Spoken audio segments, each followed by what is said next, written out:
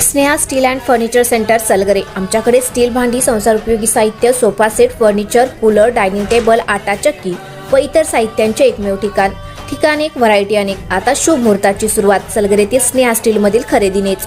वाजवी दर, सजवा फर्निचरने तुमचे घर। सर्व साहित्यावर बजाज फायनान्सची खास सोय उपलब्ध। स्टील भांड्यांना 5 वर्षे गॅरंटी, तर फर्निचर साहित्यास किडवाळीपासून लाईफ टाईम वॉरंटी। खात्रीशीर खरेदीसाठी मिरज पूर्व भागातील एकमेव ठिकाण Sneha steel and furniture centre Salgare. आमचा पत्ता रवींद्र वसनिकेतन शेजारी सलगरे। संपर्क 90 96 25 91 38। प्रत्येक बातमीतील घटनेच्या वास्तविकतेची तुलना थेट पाहत रहा चांगली अपडेट।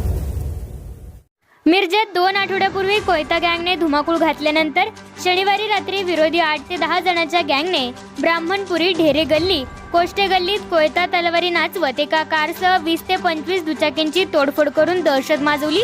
या गँगने अनेक घरावर कोयत्याने वार करून दगडफेक केली। या प्रकरणी शहर पोलिसांनी ताब्यात घेतले आहे।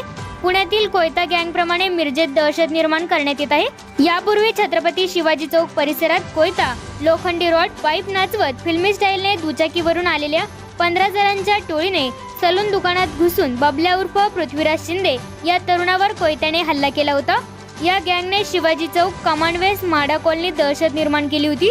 या प्रकरणी पवन सिंग राजपूत, प्रथमेश ढेरे, सायमन हेरलेकर, अभिषेक माळवते याच्यासह 7 जणांना शहर पोलिसांनी अटक केली आहे। त्या हल्ल्याचा बदला म्हणून राजपूत याच्याशी वैमनस्य असलेल्या पृथ्वीराज भोरे टोळीने पिंट्या टोळी शनिवारी रात्री राजपूत याचा साथीदार प्रथमेश ढेरे याच्या ढेरे गल्लीतील घरावर हल्ला चढवत गल्लीतील वाहनांची तोडफोड केली।